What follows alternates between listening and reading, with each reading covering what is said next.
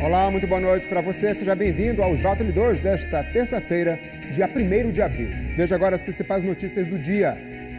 Mãe e filha são assassinadas dentro de um residencial em Marabá. Em Abaetetuba, a polícia prende 5 mulheres que atuariam na organização financeira de uma facção criminosa. Um grupo de beneficiários do Bora Belém protesta em frente à prefeitura contra o projeto de lei que acaba com o programa municipal de transferência de renda. E a expectativa para Paysandu e Águia, que disputam hoje à noite uma vaga na final do Parazão 2025. Agora, aqui no JL2.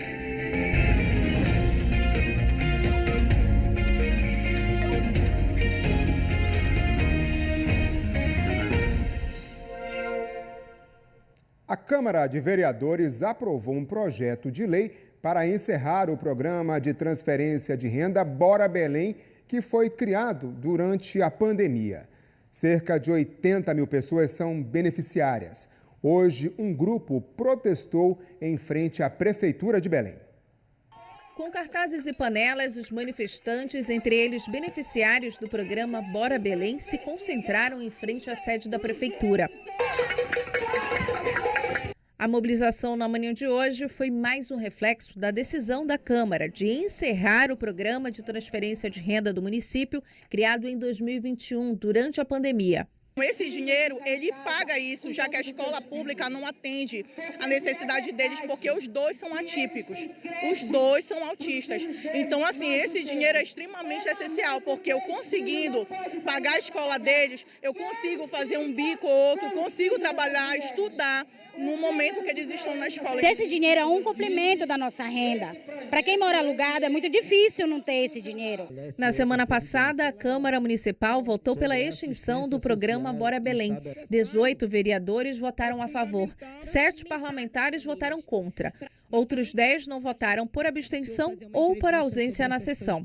O projeto de lei é de autoria do vereador Zezinho Lima, do PL. O programa foi criado para atender as pessoas em vulnerabilidade social em plena pandemia.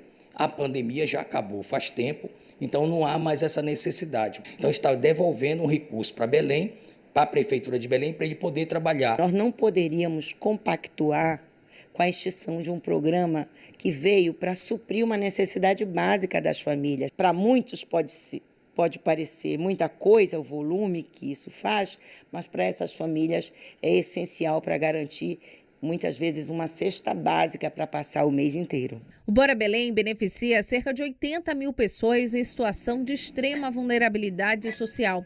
Cada família recebe de R$200 a R$500 por mês, dependendo do número de filhos. Para a Prefeitura manter o programa, requer um investimento de R$5 milhões mensalmente. O projeto de lei foi encaminhado à Prefeitura de Belém para a sanção. O prefeito Igor Normando tem 15 dias úteis para vetar ou aprovar a extinção do programa Bora Belém. Se o prazo não for cumprido, a própria Câmara Municipal pode aprovar o projeto. Entre as mais de 18 mil famílias incluídas no programa está a desta outra beneficiária. Ela é mãe de 4 filhos, não consegue trabalhar por causa da fibromialgia e, com medo de retaliações, preferiu não mostrar o rosto. O benefício de R$500 é a única fonte de renda. Tem dias que eu não ando, tem dias que eu não falo. Eu sinto dores. Bora Belém para me pagar minha energia, comprar meu remédio, comprar o que der. E olha, um laboratório na capital foi autuado hoje por furto de energia elétrica. O prédio, que fica no bairro do Marizal, foi alvo de uma ação da Equatorial em parceria com a Polícia Civil e a Polícia Científica do Pará. De acordo com a concessionária de energia, as fraudes ocorriam há mais de um ano e a energia desviada daria para abastecer cerca de 500 casas durante um mês. No local foi constatado que o medidor estava adulterado e cerca de 66% da energia consumida não era registrada pela distribuidora. A Polícia Científica informou que assim que o laudo for finalizado, vai ser enviado à Polícia Civil, que investiga o caso. O laboratório ProAnálises não quis se manifestar sobre o ocorrido. Em Marabá, no sudeste do estado, mãe e filha foram assassinadas de forma brutal. O crime foi depois de uma discussão em um residencial onde as vítimas e o assassino moravam. No velório da mãe e filha, realizado em uma capela no mesmo bairro onde aconteceu o crime, amigos e familiares estavam sem acreditar na tragédia. Papai falava quando ligava, eu te amo, papai. Olha, eu vi agora aquela pessoa muda lá, minha esposa. Maria José Duarte e a filha Maria Luísa Teixeira, de apenas 8 anos de idade, foram mortas dentro da casa delas no bairro Cidade Jardim, em Marabá. Segundo a Polícia Civil, o autor do crime é Ronaldo da Silva, de 39 anos. Ele teria usado um martelo e uma faca para assassinar as vítimas. O autor, como dito, era inquilino da vítima em um conjunto de apartamentos do bairro Cidade Jardim e ele estaria perturbando o sossego alheio, com música alta, bebedeira. Isso levou a proprietária a pedir que ele entregasse o imóvel. Isso gerou a ira nesse indivíduo. Ele saiu do seu apartamento, se dirigiu ao apartamento da vítima no mesmo condomínio e passou a agredi-la com golpes de faca e martelo. A sua filha, de 8 anos, também foi covardemente agredida. Ela foi socorrida às pressas, mas infelizmente seu quadro também evoluiu a óbito. Ronaldo fugiu do local do crime de bicicleta e foi encontrado algumas horas depois em um bar da cidade. Segundo a polícia, ele apresentava sinais de uso de álcool e drogas e, ao ser abordado, teria reagido com violência, atacando os policiais. Ele foi alvejado com disparo de arma de fogo, foi neutralizado, socorrido e também seu quadro evoluiu a óbito. Crislaine é vizinha das vítimas. Ela mora há 6 anos no local e nunca tinha presenciado uma cena de violência. Uma pessoa que chega a fazer isso com outro ser humano não pode ser nem chamado de ser humano. Pois é, segundo a Polícia Civil, o Ronaldo da Silva já tinha passagem pela polícia pelo crime de feminicídio, além de 2 medidas protetivas solicitadas pela ex-companheira dele. À família e aos amigos das vítimas, fica aqui a nossa solidariedade. A polícia prendeu hoje em Abaetetuba 5 mulheres que atuavam em facções criminosas que têm grandes ramificações aqui no estado do Pará. A Poliane Guimarães está aqui ao vivo e traz mais detalhes para a gente, mais informações sobre essas prisões. Boa noite, Poli. Olá, João. Boa noite para você e para quem nos acompanha. Durante essa operação que foi montada pela Polícia Civil e intitulada Tesoureiras do Crimes, ela foi deflagrada para desarticular o braço financeiro do Comando Vermelho em Abaetetuba e região. Durante o cumprimento dos mandados de prisão e de busca e apreensão, 5 mulheres e um homem foram presos. Uma dessas mulheres, inclusive, é apontada como a chefe da organização criminosa no município e é envolvida no assassinato de um policial penal de Abaetetuba no início de 2024. De acordo com as investigações que duraram 8 meses e que resultaram nessa operação deflagrada hoje, a organização criminosa, além do tráfico de drogas, também praticava o crime de extorsão contra comerciantes locais que eram obrigados a pagar taxas mensais para não terem os patrimônios destruídos por essa associação criminosa. E essas atividades legais que renderam a movimentação de valores milionários. Outras duas mulheres e um homem que também são integrantes dessa organização criminosa não foram localizados e são considerados, portanto, foragidos. A prisão dessas 6 pessoas de hoje, elas foram detidas já foram encaminhadas para o presídio de Abaetetuba e elas devem responder pelos crimes de tráfico de drogas, associação e organização criminosa, além de extorsão. Volto com você, João. Obrigado, Poli. Ação importante para tentar desmobilizar, essas facções que avançam por todo o país. E a gente conta sempre com a sua participação aqui no JL2. Mande mensagens para o nosso WhatsApp, o número está aí na sua tela, 999430001, ou aponte a câmera do seu celular para o QR Code que está agora aí, no seu televisor. Queremos saber a sua opinião, queremos saber a opinião sobre as notícias do dia. Estamos aqui sempre esperando. A seguir, a polícia investiga uma denúncia de atentado contra um vereador de Medicilândia, no sudoeste do estado. São 7h17. Aqui temos imagens ao vivo da Avenida Mário Covas, em Ananindeua. Volto já. Égua, mano, Vale Tudo já começou dando o que falar. E no segundo capítulo, depois que a Heleninha sair da clínica de reabilitação, vai ter uma surpresa. E cadê o Thiago? Cadê meu filho? É hoje, aqui na sua TV Liberal. Quarta do Hortifruti Líder com preços caindo de maduros. E a qualidade mais verdinha do mundo. A qualidade Líder. Tem alface, tem couve, tem agrião. Tem cúrcuma, também chamada açafrão. Tem manga e pra rimar...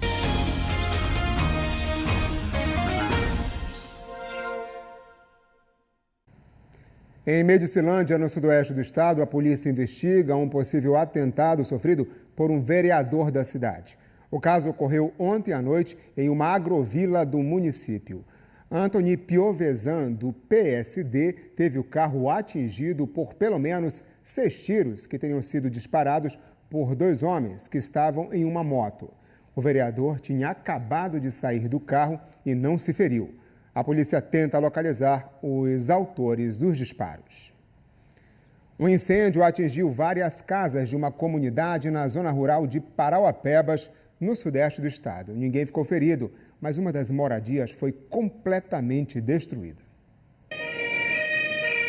O fogo que se espalhou rapidamente atingiu pelo menos 3 casas, todas em madeira. Moradores do bairro Nova Vitória, na zona rural de Parauapebas, não sabiam o que fazer para conter as chamas. Como é que tá aqui, ó? Tá pegando as casas tudo ali, ó. Aquelas casas, 5 casas estão todas juntas, ó. Tá pegando em tudo, ó. Uma das residências foi completamente destruída. O corpo de bombeiros foi acionado, mas quando chegou à comunidade, o rastro de destruição deixado pelo fogo já era grande. Mesmo assim, a operação dos bombeiros concentrou os esforços para impedir que as chamas se propagassem para as outras casas, o que poderia causar um prejuízo maior ainda. Ninguém ficou ferido. Somente a perícia do Corpo de Bombeiros vai poder apontar as causas do incêndio. Uma das suspeitas é que a origem tenha sido um curto-circuito, que em construções de madeira pode representar um risco ainda maior. Pelo menos 3 famílias foram atingidas. Este morador, que é taxista, só teve tempo de tirar o carro. Até o cabelo dele pegou fogo, ó. Tentando tirar o carro de lá, ele pegou fogo. Então o cara ficou só com a roupa do corpo, ó. Então, pessoal, vamos ajudar. Bem, as doações às vítimas do incêndio podem ser feitas ao Corpo de Bombeiros ou à Defesa Civil do município de Parauapebas. E uma câmera flagrou o momento em que uma criança quase foi atingida por um pneu. O caso foi em São Félix do Xingu, na região sul do Pará. Olha aí a imagem feita pela câmera de segurança. O menino descia da moto com a mãe, mais outro garoto, e o pneu passa. Bem ao lado, atinge uma moto. As pessoas ficam olhando assustadas. O motorista do carro que levava o pneu ainda desce, conversa com a mãe. Lá vai seguindo o pneu ali, todos muito assustados. Poderia ter causado um grave acidente. Ainda bem que ninguém ficou ferido. Olha só a situação ocorrida lá em São Félix. O Conselho Pastoral de Pescadores e Pescadoras divulgou hoje em Belém um relatório que traçou o perfil dos principais conflitos enfrentados por essas comunidades. É uma situação cada vez mais delicada, presente em várias partes do Brasil. A construção de prédios e empreendimentos às margens de rios e mares e a recente PEC da privatização das praias brasileiras já estão afetando as comunidades pesqueiras. Impacta na nossa renda, sobrevivência, por quê? Para onde é que está indo o saneamento básico? Segundo relatos coletados pelo Conselho Pastoral de Pescadores e Pescadoras, 53% dos principais conflitos eram originados pela especulação imobiliária. Outros relatos incluíam a privatização de áreas e territórios, mas a grande maioria disse que a negligência na garantia de direitos socioeconômicos, culturais e ambientais é a principal causa dos conflitos. Em relação aos impactos ambientais, o desmatamento e a destruição de habitats são considerados responsáveis por 75% dos casos. O resultado é a diminuição da quantidade de pescados em 77% e a redução em 69% da diversidade das espécies. Segundo a pesquisa, o agravamento dos conflitos foi de 71% e quem sofre, na maioria dos casos, são as mulheres. A gente diz, com esse dado, que as mulheres estão na linha de frente dos impactos dos conflitos socioambientais. O principal objetivo do relatório é mostrar para o mundo as ameaças que os pescadores artesanais sofrem e que colocam em risco a vida e o modo como eles vivem. Os dados do relatório deste ano foram coletados entre 2022 e 2024, mas também abrangem conflitos que começaram muito antes, em 2015, por exemplo, mas que até hoje impactam essas comunidades. Nesta edição também foi incluído o impacto das mudanças climáticas para essas comunidades. Secas extremas, enchentes, aumento da temperatura de rios e mares são alguns dos fatores que têm prejudicado quem precisa da água para sobreviver. Em 2023 aconteceu uma seca na região amazônica que estava quase há 100 anos sem acontecer. E no ano seguinte, a seca voltou a ocorrer com a mesma frequência. Então isso mostra um aceleramento muito grande das consequências climáticas. Para que as comunidades possam sofrer menos impactos, é necessário, sobretudo, que elas sejam ouvidas e que as particularidades sejam levadas em consideração. Para que possam ser pensadas soluções adequadas para a realidade de cada uma dessas comunidades. Depois do intervalo, o lançamento de um livro que conta histórias de vítimas da ditadura militar no Pará e a expectativa para o primeiro jogo da semifinal do Parazão 2025. Agora são 7h25. Temos imagens ao vivo aqui da movimentação na BR-316. Voltamos já já. Nasce o filho de Cacá com Renato Castilho. Eu vou ficar com meu neto só pra mim. Hoje... Você não tem...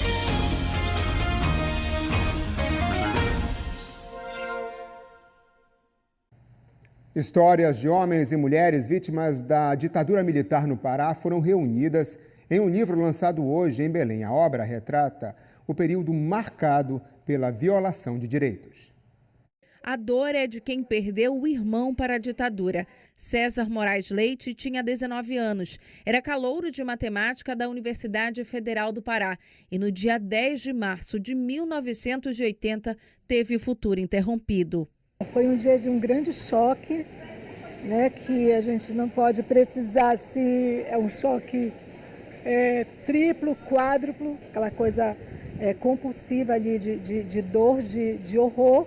Eu tive que dar notícia para minha mãe. Foi aqui no pavilhão F do campus básico da UFPA que César Moraes Leite foi assassinado por um agente da Polícia Federal.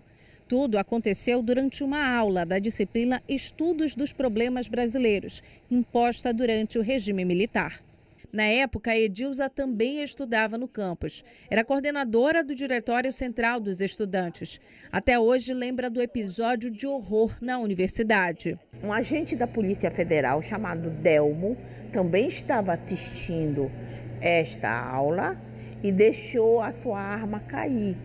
Quando a arma caiu, ela estava desengatilhada. Olha só. Então a bala saiu, ele estava atrás e atingiu o César. Ele ajudou o Delmo a levar o César para o pronto-socorro, mas quando chegou no pronto-socorro, o César já estava morto. A história de César é relembrada no livro Ditadura Militar na Amazônia, História, Memória e Resistências, lançado nesta terça-feira. A obra conta a história de homens e mulheres atravessados pelas violações de direitos humanos no período, incluindo os jovens. Eles passaram a perceber que a juventude, principalmente os universitários, era um foco de oposição e de mobilização e de desgastes para a ditadura muito grande. Aqui no Pará, eles iam muito à Assembleia Legislativa do Estado, eles iam muito na Câmara dos Vereadores, dialogar e exigir dos representantes civis uma postura que eles poderiam fazer a redemocratização. Na parede da universidade, a lembrança de uma das muitas vidas perdidas no período.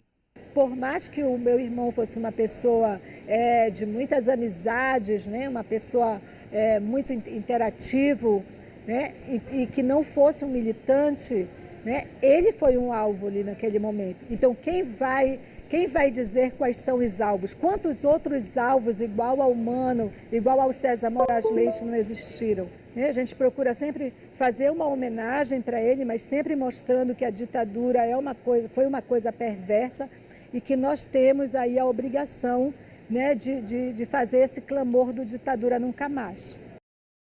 É uma página da nossa história que precisa ser lembrada, para nunca mais ser revivida, né? O livro lançado hoje vai ficar em exposição na Universidade Federal do Pará. Nos dias 10 e 11 de abril, na Assembleia Legislativa do Pará, 10 famílias paraenses vão receber as certidões de óbito com as verdadeiras causas da morte de parentes pela ditadura militar.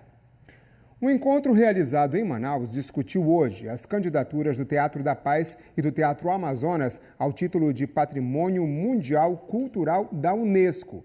Os dois concorrem ao título como Teatros da Amazônia. No dia 31 de janeiro, dossiês sobre os dois teatros foram entregues à entidade internacional que faz a avaliação para a concessão do título. Na reunião desta terça, foram discutidas ações conjuntas de comunicação e para receber os consultores da Unesco no segundo semestre deste ano. São eles que vão elaborar o parecer técnico para a decisão final. Entre os patrimônios culturais mundiais já reconhecidos pela Unesco estão, por exemplo, as pirâmides de Gizé, no Egito. E a gente fica aqui na torcida que o Teatro da Paz entre nessa seleta lista. A Páscoa vai ser um pouco mais amarga para quem está pensando em comprar ovos de chocolate. O reajuste no preço dos produtos chega a 20% comparado com o mesmo período do ano passado. Escolher, analisar bem e pesquisar bastante. Essa é a estratégia da Verna para conseguir presentear a família na Páscoa sem gastar muito. Ela tem notado um aumento significativo nos preços dos ovos de Páscoa nos supermercados de Belém. Por isso, neste ano, adotou uma tática diferente para não deixar ninguém sem chocolate na Páscoa. Eu vou intercalar os ovos de Páscoa para as crianças, barra de chocolate, trufa e assim, presentinhos. Estou acrescentando os presentinhos. Presentinhos como? Mimos, tipo caneca, assim, essas coisinhas miúdas junto com o chocolate. Segundo o Diese, o preço dos ovos de Páscoa desse ano estão muito acima da inflação, calculada em 4,5% nos últimos 12 meses. Eles chegaram a 20%. E não só eles, os itens de chocolate, de modo geral, têm sofrido consecutivos aumentos ao longo dos anos. Mas isso não é uma particularidade de Belém. O mundo inteiro tem sofrido com o desabastecimento do cacau. Isso porque a população tem consumido mais do que é produzido. Segundo a Organização Internacional do Cacau, desde 2021, os países já deixaram de produzir 758 mil toneladas de cacau. O Brasil contribui com 4% da produção mundial do fruto, mas mesmo assim não consegue suprir a própria necessidade de mercado interno. O custo de produção se elevou bastante, é verdade. E a própria matéria-prima sofreu aí com esses efeitos climáticos. Consequência disso, na ponta, o consumidor está encontrando preços que podem variar aí entre 15 e mais de 20 reais. E em alguns casos, em lojas especializadas, até acima de 400 reais. Com a alta nos preços, faltando cerca de um mês para a Páscoa, a procura nos supermercados está assim, tímida. As poucas pessoas que olham os produtos de chocolate desistem de levar. O Diese Pará fez um levantamento em supermercados e lojas de departamentos de Belém e constatou que o aumento pode chegar a 20% nos itens de chocolate em relação ao ano passado. As barras de 80 gramas de uma mesma marca, por exemplo, estão variando de R$ 5,99 a R$ 10,66 em diferentes supermercados. Nas caixas de bombons, a variação foi menor, cerca de R$ 4,00 de diferença. Com 3 filhos para presentear, a Kelly precisa pesquisar bastante para achar um ovo de Páscoa que caiba no orçamento. Ela está sempre de olho nos preços dos chocolates, que, segundo ela, estão amargos demais. Qual seria o valor ideal para te levar para os 3 e não ter briga em casa? Para os 3, sei, 40, 50 reais. A barra de chocolate está bem caro, né? Os chocolates no geral tá caro também. Tem quem pague o valor que for preciso para levar um ovo de Páscoa para casa. Tem que levar? Não abre mão? Não, tem que levar. Tô pensando em levar um desse aqui. R$70, mas tá caro, esse ano tá caro. Já a dona Ana desistiu há muitos anos de comprar ovos de Páscoa por causa dos preços cada vez mais elevados. Eu ia dar R$30 num e eu dei em 3 caixas. Entendeu? Por quê? Por causa do preço. Importante é o gesto, né, dona Ana? É estar presente, é mostrar a importância que a pessoa tem. Agora vamos falar de esporte. Daqui a pouco, o Paysandu e Águia de Marabá fazem o primeiro jogo da semifinal do Campeonato Paraense. E olha só quem já está lá no Mangueirão, o Bruno Amâncio. E é ele que vai trazer para a gente as informações sobre essa partida. Boa noite, Bruno.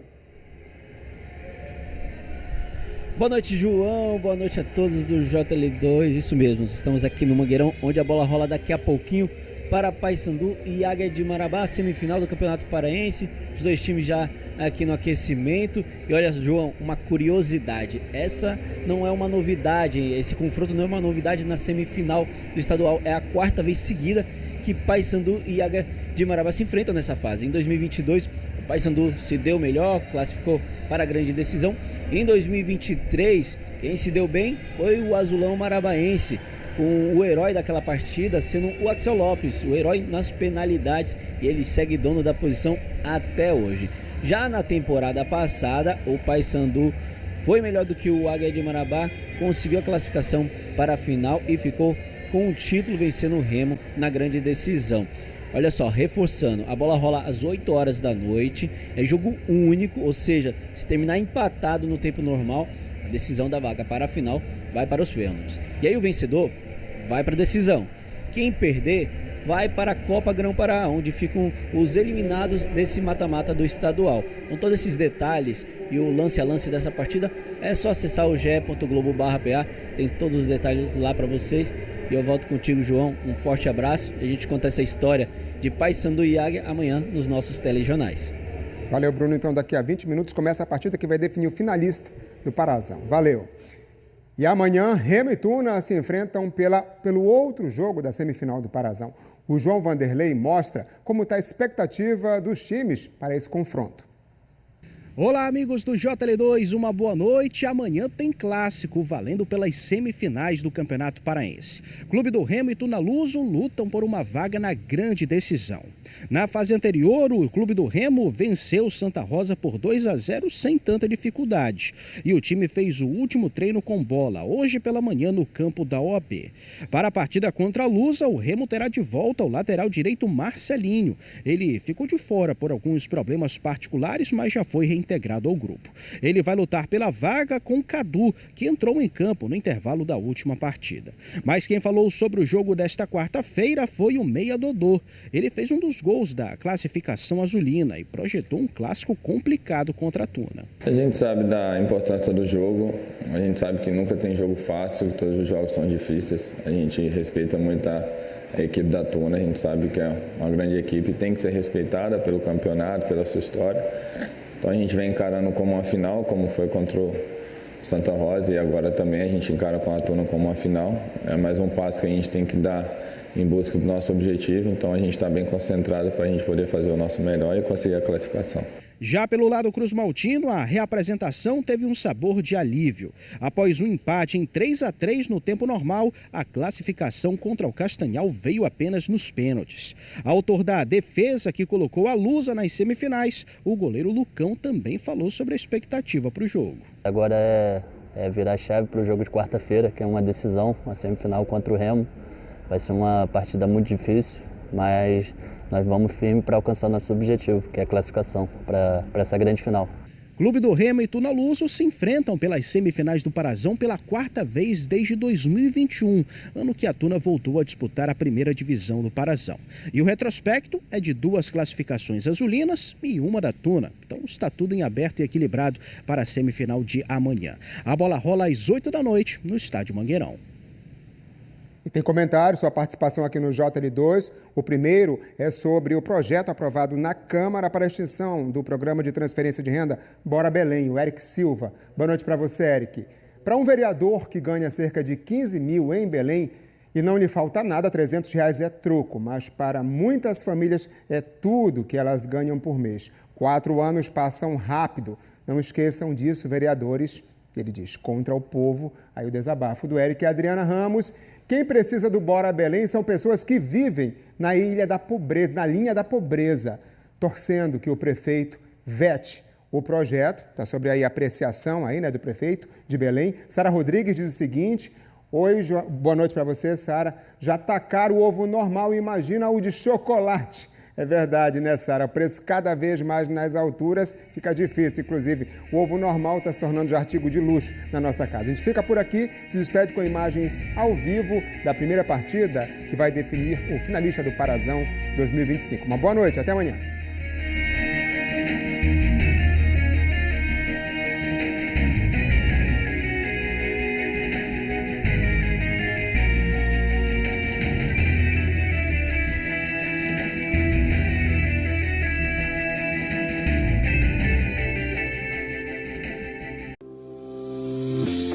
Logo nas primeiras horas do dia, o Hora 1 chega...